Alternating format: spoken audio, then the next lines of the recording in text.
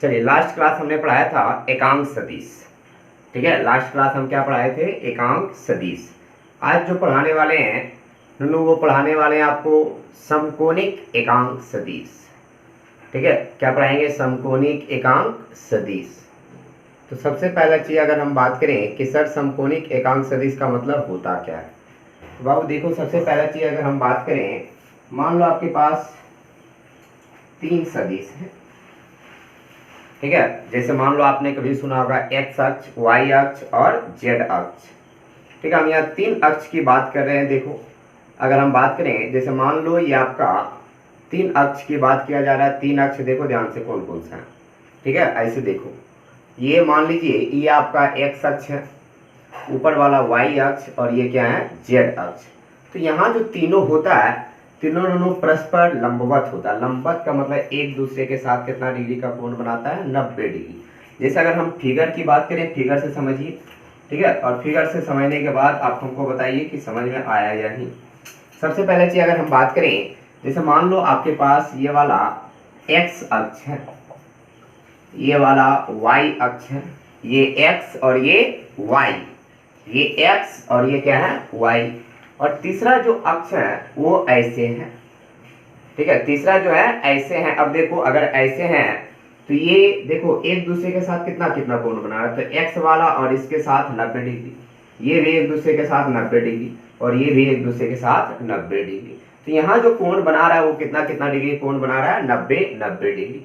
तो यहाँ से सबसे पहला चीज अगर हमको पढ़ना है वो क्या पढ़ना है? समकोणिक एकांक सदिश। ठीक है, तो अगर कोण 90 बना रहा है तो x अक्ष की दिशा में, ठीक है, कौन सा अक्ष की दिशा में? x अक्ष की दिशा में जो हम एकांक सदिश लेते हैं उसको हम कहते हैं आई कैप। ठीक है, कौन सा कैप लेते हैं? आई कैप। जबकि y अक्ष की दिशा को जो बतलाता है एकांक सदिश, वो कौन लेते हैं? जे कैप। और z अक्ष नोनो जो होता है, ठीक है, z अक्ष की अगर बात करें नोनो, z अक्ष एक्चुअल में ऐसे होता है, लेकिन हम इसको कभी दिखा नहीं पाते। ठीक है, z अक्ष को हम कभी ऐसे कॉपी पर या बोर्ड पर नहीं दिखा पाते हैं। तो इसको हम करते क्या है, क्योंकि हमारा जो कॉपी या बोर्ड है वो दो बीमीय है। ठीक है, हमारा जो कॉपी या बोर्ड है वो कितना बीमीय है? दो बीमीय। और हमको जो फिगर दिखाना है वो तीन बीमीय दिखाना है। ठीक है, फिगर में कितना बीमीय दिखाना है? तीन बीमीय। क्या बोले हैं कि जैसे अगर मान लो, देखो ध्यान से अगर बात करें, ये मान लीजिए आपके पास ये हो गया एक, ये दो, ये एक्स अक्ष, ये वाई अक्ष, और तीसरा मान लीजिए ये ऐसे हैं। तो देखो तीनों परस्पर आपस में क्या है? 90 डिग्री को का कोण बना रहा है। तो ये एक्स, ये वाई और ये जेड, तीनों परस्पर क्या है? 90 डिग्री, यानी समकोण पर है। समकोण का मतलब 90 डिग्री पर। तो ये तीनों अक्ष की दिशा को बतलाने वाला जो सदिश होता है यानी एकांक सदिश, उसको हम कहते हैं समकोणिक एकांक सदिश। ठीक है, तीनों अक्ष की दिशा को बतलाने वाली एकांक सदिश को हम क्या कहेंगे? समकोणिक एकांक सदिश। तो अभी जस्ट हम बताएं कि एक्स अक्ष की दिशा को कौन सा एकांक सदिश बतलाता है? तो आई कैप। वाई अक्ष की दिशा को कौन सा बतलाता है? जे कैप। उसी तरह जो जेड अक्ष होता है, जेड अक्ष एक्चुअल में ऐसे होता है, लेकिन हम नहीं दिखा पाते हैं, तो इसको हम टेढ़ा कर देते हैं। लेकिन हम यहाँ क्लियर कर देते हैं कि ये कोण दोनों 90 बना रहा है, वैसे ही ये कोण भी 90 बना रहा है। ठीक है, और ये भी कोण कितना बना रहा है? 90। तो 90 90 90 कितना है? 3 है। ठीक है, 90 90 कितना है? 3। ये भी आपस में 90, ये भी आपस में 90, ये भी आपस में 90। क्योंकि ये जो जेड अक्ष हम दिखा रहे हैं ये एक्चुअल में ऐसे नहीं है, बार बार बोल रहे हैं, जेड अक्ष जो है ऐसे नहीं है बल्कि ऐसे है। लेकिन इसको हम कॉपी पर दिखा नहीं पाते हैं, इसलिए हम इधर दिखा दी। लेकिन तीनों के बीच आपस में कितने कितने डिग्री का कोण बनता है? 90 90 डिग्री का। तो ये आई कैप है, ये जे कैप है और ये क्या है? के कैप। ठीक है, तो आपको ध्यान रखना है कि समकोणिक एकांक सदिश होता क्या है। तो एक्स अक्ष, वाई अक्ष तथा जेड अक्ष की दिशा को व्यक्त करने वाले एकांक सदिश को हम क्या कहते हैं? समकोणिक एकांक सदिश। ठीक है, एक्स अक्ष, वाई अक्ष तथा जेड अक्ष की दिशा को व्यक्त करने वाला एकांक सदिश क्या है? तो आई कैप, जे कैप तथा के कैप। ठीक है, आई कैप, जे कैप तथा के कैप। और इसी आई कैप, जे कैप और के कैप को हम क्या कहते हैं? समकोणिक एकांक सदिश। ठीक है, क्या कहेंगे? समकोणिक एकांक सदिश। तो आपको हमेशा याद रखना है, दिमाग में सेटअप कर लीजिए कि एक्स अक्ष की दिशा की जगह क्या लिखेंगे? आई कैप, वाई अक्ष की दिशा की जगह क्या लेंगे? जे कैप, और जेड अक्ष की दिशा की जगह क्या लेंगे? के कैप। तो यहाँ से अगर हम लिखना चाहें तो लिख सकते हैं कि एक्स अक्ष कोमा वाई अक्ष तथा जेड अक्ष, ठीक है, एक्स अक्ष कोमा वाई अक्ष तथा जेड अक्ष की दिशा को क्रमशः आई कैप कोमा जे कैप तथा के कैप द्वारा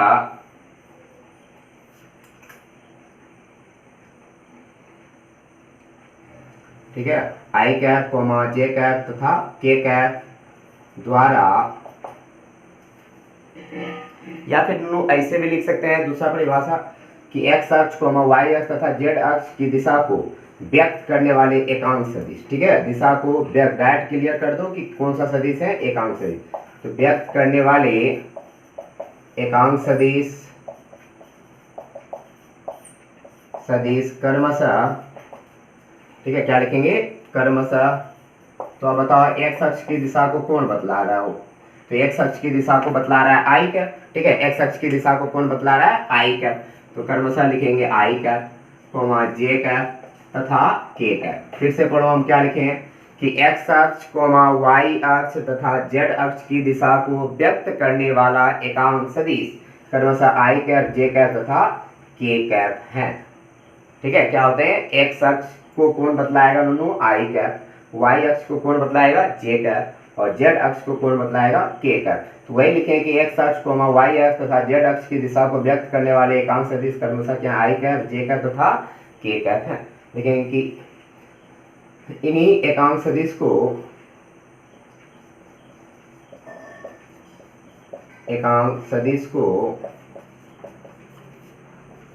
समकोणिक एकांक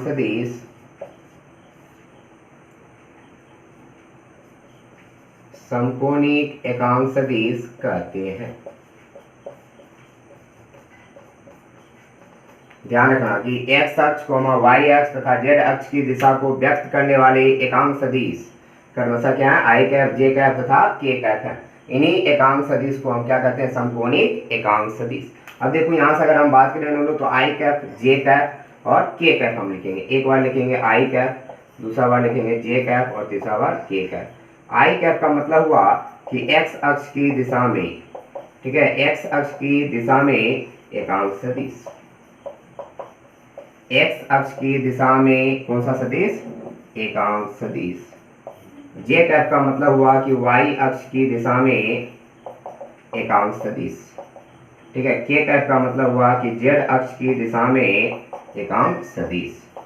तो आपको ध्यान रखना है कि आई कैप का मतलब हुआ कि एक्स अक्ष की दिशा में एकांक सदिश, जे कैप का मतलब हुआ वाई अक्ष की दिशा में एकांक सदिश, और जेड अक्ष का मतलब हुआ तो के यानी के कैप का मतलब हुआ जेड अक्ष की दिशा में एकांक सदिश। तो आपको ध्यान रखना है कि एक्स अक्ष, वाई अक्ष और जेड अक्ष, एक्स अक्ष, वाई अक्ष और जेड अक्ष की दिशा को व्यक्त करने वाले एकांक सदिश को ही क्या कहते हैं, समकोणिक एकांक सदिश। और एक्स अक्ष की दिशा को कौन बतलाता है, तो आई कैप, वाई अक्ष की दिशा को कौन बतलाता है, जे कैप, और जेड अक्ष की दिशा को कौन बतलाएगा, के कैप। इसको पहले लिखिए, ठीक है। तो अब इसको मिटाते हैं, आगे बढ़ते हैं।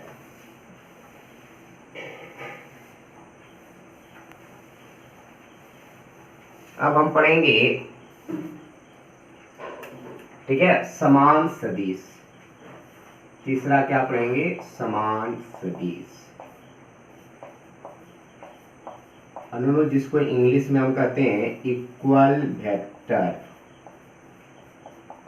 ठीक है, इंग्लिश में हम क्या कहेंगे, इक्वल वेक्टर। पहले हमारी बात आप ध्यान से सुनेंगे कि सर इक्वल वेक्टर होता क्या है, ठीक है। हम किसकी बात कर रहे हैं, इक्वल वेक्टर की। तो बाबू जैसे मान लीजिए कि आपके पास दो सदिश हैं, एक है सदिश ए, और सदिश ए मान लो 5 मीटर पूरब की ओर है, ठीक है। सदिश ए क्या है, 5 मीटर किधर की ओर, पूरब की ओर। सदिश जो बी है वो मान लीजिए 2 मीटर पूरब की ओर, 2 मीटर पूरब की ओर। ध्यान से देखेंगे, हम क्या बोले हैं कि दो सदिश हैं, एक सदिश ए है और दूसरा सदिश बी है। सदिश ए जो है वो 5 मीटर किधर की ओर है, पूरब की ओर। सदिश बी जो है वो 2 मीटर किधर की ओर है, पूरब की ओर। अब बताओ कभी ये सदिश और ये सदिश क्या बराबर दिख रहा है? नहीं। क्यों नहीं? तो यहाँ का परिमाण जो है वो 5 मीटर है, यहाँ का परिमाण जो है 2 मीटर है। तो यहाँ दिशा समान है लेकिन परिमाण समान नहीं है। तो ऐसे केस में ये सदिश कभी समान नहीं कहा जा सकता। अगला एग्जाम्पल ले रहे हैं कि अगर ए सदिश है मान लो 5 मीटर और बी सदिश भी है 5 मीटर, लेकिन इनका दिशा एक है पूरब की ओर और दूसरा है पश्चिम की ओर। एक है पूरब की ओर और दूसरा मान लो पश्चिम की ओर। अब बताओ कभी ये दोनों सदिश समान हो सकता है? क्यों नहीं समान हो सकता है? पहले देखो, दोनों का तो परिमाण ठीक है समान है, लेकिन क्या दिशा दोनों का समान है? नहीं है। तो ऐसे केस में ये दोनों सदिश कभी समान नहीं होगा। हमने क्या बोला कि समान सदिश का मतलब होना चाहिए कि दोनों का परिमाण समान हो और साथ में दिशा भी समान हो। ठीक है, परिमाण समान हो और साथ में दिशा भी क्या हो? समान हो। लेकिन यहाँ देखो ये 5 मीटर पूरब की ओर है, ये 5 मीटर पश्चिम की ओर, परिमाण तो समान है लेकिन दिशा समान नहीं है। इसका मतलब ये भी समान सदिश नहीं कहलाएगा। यहाँ देखो ये 5 मीटर है, ये 2 मीटर है, परिमाण समान है ही नहीं, दिशा समान है, तो ये भी समान नहीं कहलाएगा।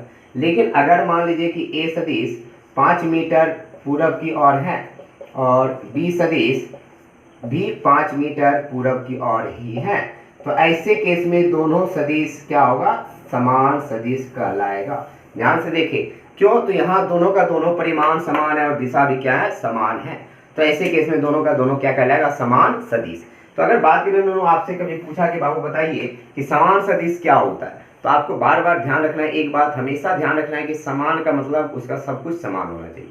जैसे मान लो आपने त्रिभुज पढ़ा होगा कि दो त्रिभुज समान कब कहा जाता है? जब उसका सब कुछ समान होता है, यानी सर्वांग सम होता है, यानी उसका भुजा समान हो, कोण समान हो, सभी कोण समान हो, एक उसके संगत कोण, ठीक है, उसके संगत भुजा समान हो, तो ऐसे केस में दोनों त्रिभुज समान कहलाता है। उसी तरह अगर यहाँ बात करें ए सदिश बी सदिश समान कब कहलाएगा? जब इनके परिमाण समान हो, दिशा समान हो, क्योंकि सदिश में दो ही चीज होता है, परिमाण दिशा, और परिमाण और दिशा दोनों का दोनों समान हो, दोनों सदिश का, तो ऐसे केस में क्या कहलाता है? समान सदिश।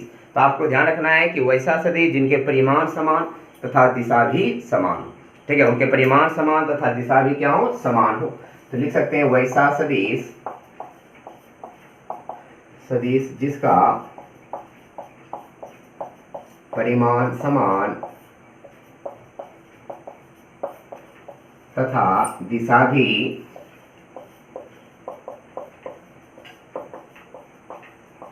समान हो।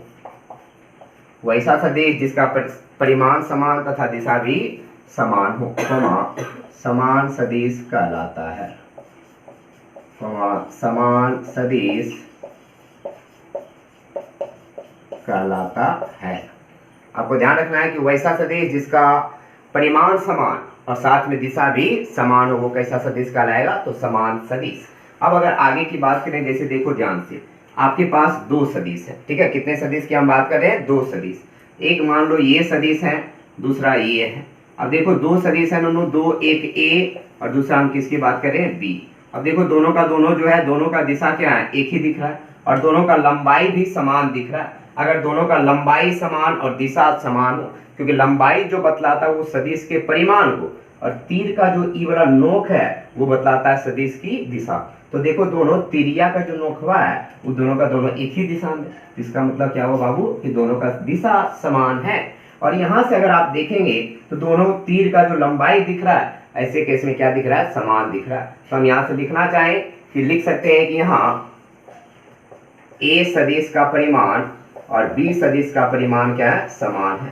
तथा अब बताओ ए सदिश की दिशा को कौन बतलाएगा? कल भी बताया कि किसी सदिश की दिशा को कौन बतलाता है? तो उसका एकांक सदिश।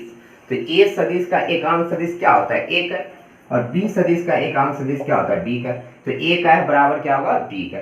जब दोनों इस सदिश का परिमाण और इस सदिश का परिमाण समान, दिशा ए का है और बी का बराबर है, तो ऐसे केस में ए सदिश का मान किसके बराबर होगा? बी सदिश। ध्यान रखना, सबसे पहले हम यहाँ क्या दिख रहा है फिगर में, ध्यान से देखो, लिखना बाद में कि इस तीर का लंबाई जितना है उतना इस तीर का लंबाई है। तो इसका मतलब परिमाण तो समान हो गया, क्योंकि तीर की लंबाई बतलाता किसको है? तो सदिश के परिमाण को। दोनों सदिश का दिशा जो है एक ही ओर है, इसका मतलब दिशा एक ही ओर होने का मतलब है कि इसका एकांक सदिश और इसका एकांक सदिश क्या है? समान है। तो जब दोनों सदिश का परिमाण समान दिशा भी आपस में समान, तो ऐसे केस में दोनों सदिश क्या कहलाएगा, समान सदिश। ठीक है, तो उसके बाद अब लिख लीजिए समान सदिश।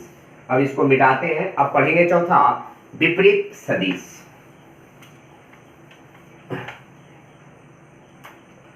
चौथा क्या पढ़ेंगे, विपरीत सदिश।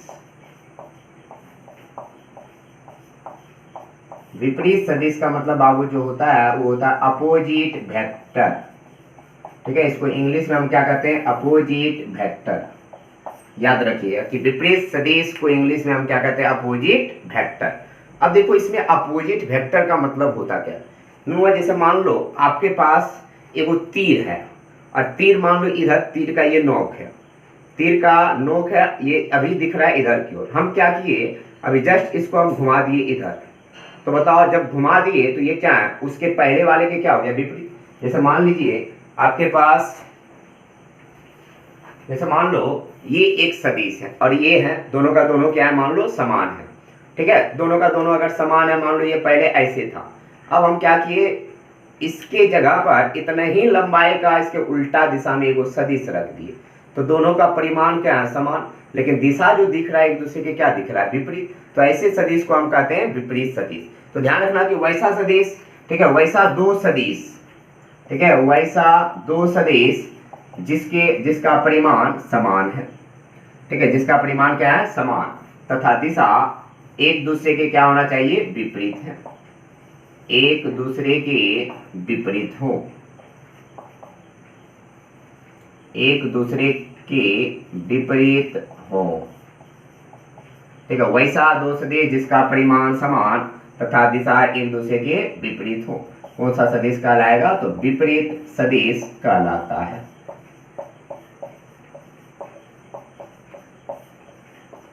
याद रखिएगा कि अगर आपसे कभी पूछा कि सर बताइए विपरीत सदिश होता क्या है, तो नुनू बस अंतर सिर्फ यही है कि जैसे मान लो दो एक सदिश है, ये ए सदिश, और इस सदिश पहले इधर था, घुमा दिया इसको इधर, तो बताओ घुमाने से क्या इसका लंबाई बदल जाएगा, लंबाई कभी नहीं बदलेगा।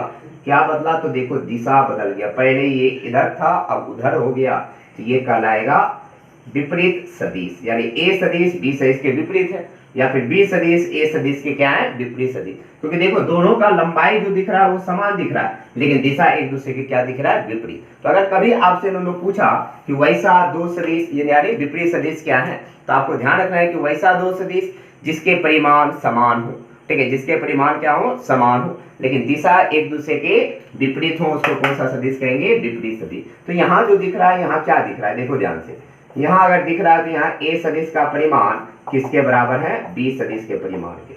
ए सदिश का परिमाण किसके बराबर है, बी सदिश के परिमाण के, तथा ए कैप का जो मान है वो माइनस बी कैप के बराबर है। ठीक है, ए कैप का जो मान है वो किसके बराबर है, माइनस बी कैप। क्योंकि देखो कभी आपने संख्या रेखा पढ़ा होगा नुनू, तो इधर की ओर एक्स अक्ष और इसके विपरीत दिशा को क्या लिखते हैं, माइनस एक्स अक्ष। इसको एक्स अक्ष, तो इधर की ओर वाले को क्या लिखते हैं, माइनस एक्स अक्ष। इधर वाई अक्ष, तो नीचे की ओर क्या लेते हैं, माइनस वाई अक्ष। तो विपरीत दिशा को हमेशा माइनस चिन्ह से दर्शाते हैं। याद रखिएगा कि विपरीत दिशा को हमेशा कौन सा चिन्ह से दर्शाएंगे, तो माइनस चिन्ह से। तो यहाँ ए सदिश का मोड आपस में बराबर है बी सदिश, और ये एक दूसरे के विपरीत है, तो लिख सकते हैं बी कैप का मान माइनस ए कैप के बराबर, या ए कैप का मान माइनस बी कैप के बराबर। तो अगर ऐसे हैं तो हम बोल सकते हैं कि ए सदिश बराबर माइनस बी सदिश। ठीक है, ए सदिश बराबर माइनस बी सदिश, या फिर बी सदिश बराबर माइनस एक सदिश। ठीक है, बी सदिश बराबर माइनस ए सदिश। इसका मतलब क्या हुआ कि ए सदिश जो है बी सदिश के विपरीत है, या फिर बी सदिश जो है वो ए सदिश के विपरीत है। तो अगला एग्जांपल इसी में देख लो, अगर मान लो ये आपका ए सदिश है, ये क्या है, ए सदिश, और हमको खींचना है मान लो माइनस ए सदिश। ये ए सदिश है और हमको क्या खींचना है, माइनस ए सदिश। तो आपको करना क्या है, तो ए सदिश की दिशा को घुमा दीजिए। ठीक है, तो क्योंकि देखो माइनस चिन्ह किसको बतलाता है, विपरीत दिशा को। तो ए सदिश लूंगा इधर की ओर है, तो माइनस ए सदिश इसका जस्ट क्या होगा, विपरीत दिशा में। तो उधर ए, तो इधर क्या होगा, माइनस ए सदिश। ठीक है, तो ये अगर ए है तो ये क्या होगा, माइनस ए सदिश। क्या सबको समझ में आया, बोलिए जल्दी से। अगर समझ में आ गया तो लिखिए, और नहीं आया तो बोलिए, फिर से हम रिपीट करते हैं।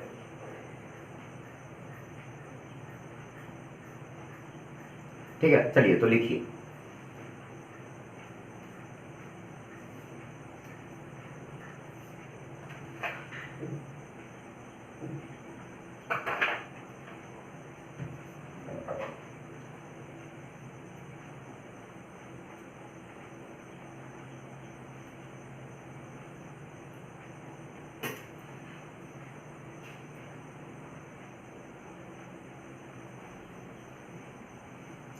चलिए साजन कुमार फिर से देख लीजिए, हम क्या बोले हैं कि समान कब कहलाएगा। समान का मतलब होता है जब दोनों का परिमाण समान हो, दिशा समान हो। विपरीत कब कहलाएगा, तो विपरीत का मतलब क्या होता है, उल्टा दिशा में। तो वही लिखा गया कि देखो विपरीत का मतलब हुआ कि जैसे मान लीजिए आपके पास दो सदिश है और दोनों का परिमाण समान है, दो और विपरीत करना हो तो जैसे मान लो पूरब की ओर मान लो इधर है और पूरब इधर आ रहकर विपरीत करना हो तो क्या उधर हम नहीं जाएंगे, तो सदिश को ही घुमा दो, वो कहलाएगा विपरीत सदिश। तो सदिश को जब घुमा देंगे तो क्या बदलेगा, दिशा बदलेगा। क्या परिमाण कभी बदलेगा, नहीं बदलेगा। तो इसका मतलब दोनों का परिमाण समान है जबकि दिशा एक दूसरे के क्या है, विपरीत है।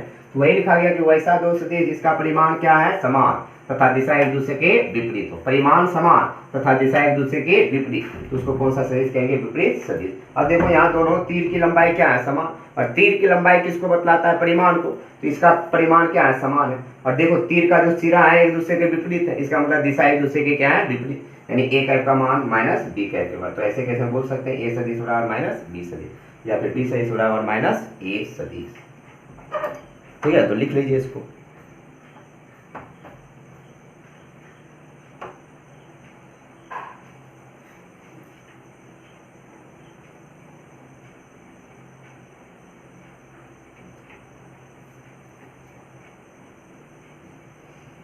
चलिए अगर हो गया तो बहुत बढ़िया। अब आगे बढ़ेंगे पांचवा। टोटल 7 को पढ़ना है और 7 को पढ़ने के बाद आज का सेवा समाप्त कर देंगे। फिर नेक्स्ट क्लास हम पढ़ाएंगे आपको क्या कहते हैं, सदिशों का योग का नियम। सदिशों के योग का नियम।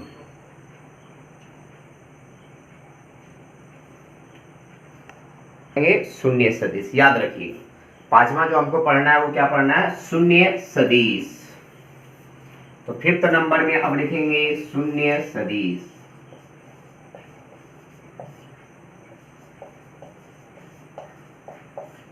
ठीक है, पांचवा क्या लिखेंगे, शून्य सदिश।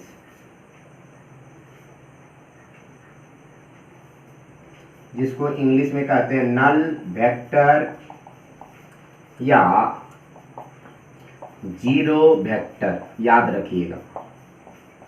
ठीक है, अब आप ध्यान रखना कि शून्य सदिश का मतलब होता क्या है। तो शून्य सदिश को पहले तो इंग्लिश में हम बोलेंगे या तो नल वेक्टर या तो जीरो वेक्टर। ठीक है, या तो नल वेक्टर या तो जीरो वेक्टर। अब रही बात कि सर जीरो वेक्टर या नल वेक्टर होता क्या है। ठीक है, तो सबसे पहला चीज आपको ध्यान रखना है कि वैसा सदिश जिसका परिमाण जीरो हो। ठीक है, वैसा सदिश जिसका परिमाण क्या हो, जीरो, उसको हम क्या कहेंगे, तो शून्य सदिश या नल वेक्टर या जीरो वेक्टर। ठीक है, तो ऐसे केस में लिख सकते हैं कि वैसा सदिश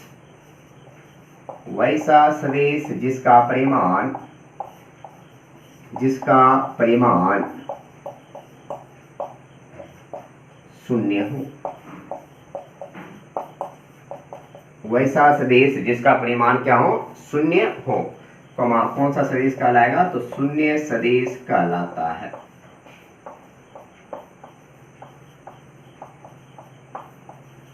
आप याद रखोगे कि शून्य सदिश का मतलब होता क्या है, तो वैसा सदिश जिसका परिमाण क्या हो, शून्य हो। वैसा सदिश जिसका परिमाण शून्य हो उसको हम क्या कहेंगे, शून्य सदिश। और ध्यान रखना कि शून्य सदिश जब परिमाण ही निश्चित नहीं है, जीरो है, तो बताओ उसका दिशा कभी निश्चित हो पाएगा। जब परिमाण ही कुछ नहीं है तो दिशा उसका निश्चित नहीं होता है। तो ध्यान रखना है कि शून्य सदिश का, ठीक है, कौन सा सदिश का, तो शून्य सदिश का परिमाण यानी दिशा वो निश्चित होती है। शून्य सदिश का दिशा वो निश्चित होती है। याद रखेंगे कि अगर आपसे कभी पूछा कि शून्य सदिश की दिशा क्या होती है, तो शून्य सदिश की दिशा वो निश्चित होती है। और यह ध्यान रखना कि इस सदिश यानी शून्य सदिश को हम लोग जीरो पर तीर लगा के सूचित करते हैं। इसे जीरो सदिश से सूचित करते हैं। शून्य सदिश को किससे सूचित करेंगे, तो जीरो सदिश से। ठीक है, तो सबसे पहले हमने क्या बोला, शून्य सदिश का मतलब हुआ कि वैसा सदिश जिसका परिमाण शून्य हो। ठीक है, वैसा सदिश जिसका परिमाण शून्य हो, कौन सा सदिश कहलाएगा, शून्य सदिश। फिर हमने क्या बताया कि शून्य सदिश का दिशा निश्चित नहीं होता, इसका मतलब वो निश्चित होता है। फिर हमने क्या बताया कि इसको हम किससे, तो जीरो वेक्टर से सूचित करते हैं। ठीक है, तो लिखिए इसको,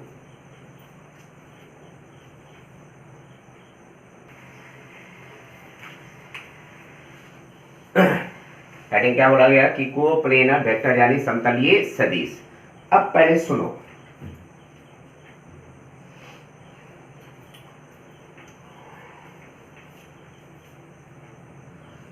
नो समतल का मतलब क्या होता है।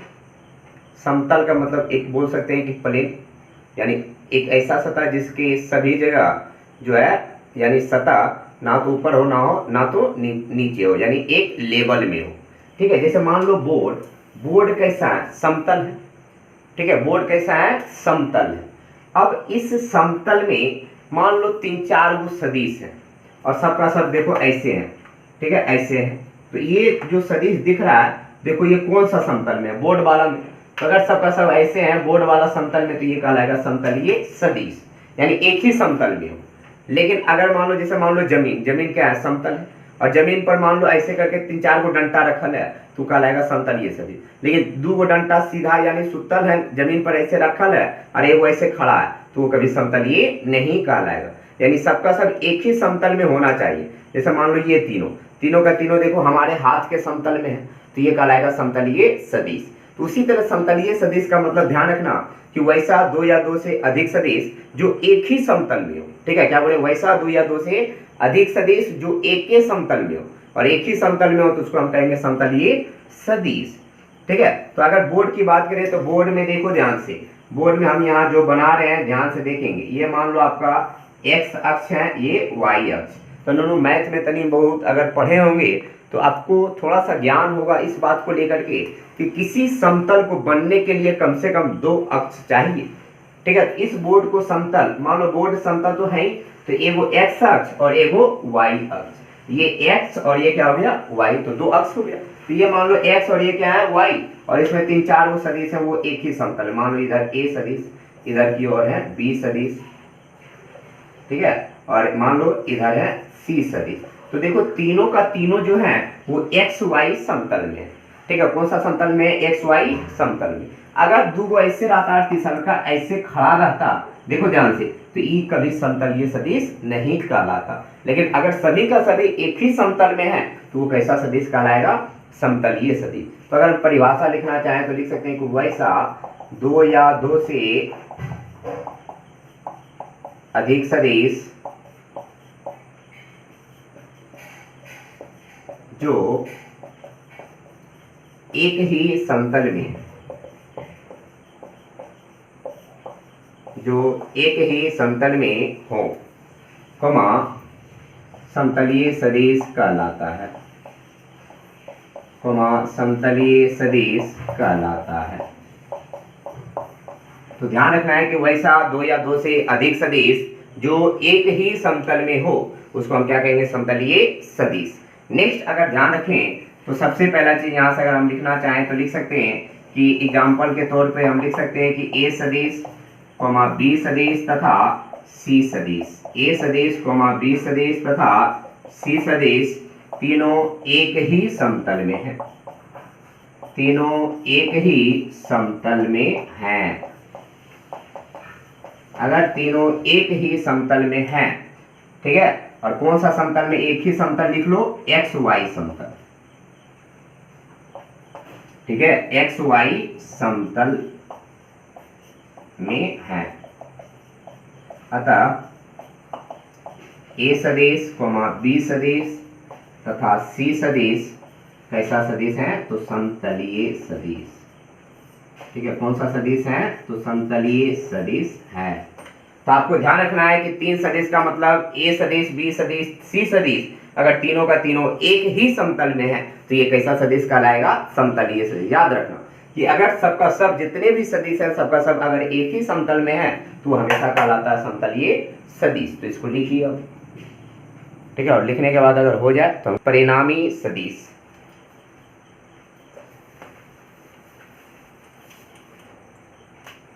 सातवां हम लिखेंगे परिणामी सदिश, जिसको हम कहते हैं रिजल्टेंट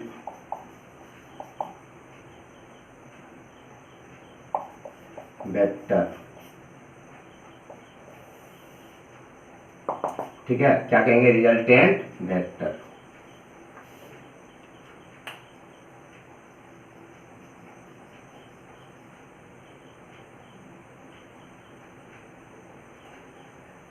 परिणामी सदिश होता क्या? जैसे मान लो दो या दो से सदिश को अगर जोड़ेंगे तो किसी ना किसी सदिश के बराबर प्राप्त होगा ही।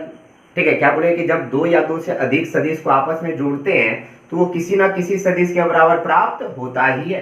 तो वैसे सदिश को हम क्या कहते हैं? जो प्राप्त होता है वो कहलाता है परिणामी सदिश। याद रखिए कि दो या दो से अधिक सदिशों का योग एक अन्य सदिश के बराबर होगा और उसी अन्य सदिश को हम क्या कहते हैं? परिणामी सदिश। तो यहां से लिख सकते हैं कि दो या दो से अधिक सदिशों का योग एक अन्य सदिश, दो या दो से अधिक सदिशों का योग एक अन्य सदिश के बराबर होता है। एक अन्य सदिश के बराबर होता है, जिसे परिणामी सदिश कहते हैं। ठीक है, कौन सा सदिश कहेंगे? परिणामी सदिश कहते हैं। याद रखना कि अगर आपसे कभी पूछा कि सर परिणामी सदिश होता क्या, तो दोनों ध्यान रखना कि दो या दो से अधिक सदिशों का योग अगर तीसरे सदिश के बराबर है, दो या दो सदिशों को जब जोड़ेंगे तो वो अवश्य ही है कि तीसरे सदिश के बराबर होगा। तो वही तीसरा सदिश क्या कहलाएगा? परिणामी सदिश। दोनों ये भी ध्यान रखना कि इसे प्राय हमेशा नहीं, ठीक है, इसे हमेशा आर सदिश से सूचित नहीं करते, प्राय जनरली जो है आर सदिश से करते। कहीं हो सकता है इसके जगह पर सी सदिश हो, कहीं हो सकता है पी सदिश हो। तो जनरली ध्यान रखना कि इसे प्राय हम किससे सूचित करेंगे? आर सदिश से सूचित करते हैं।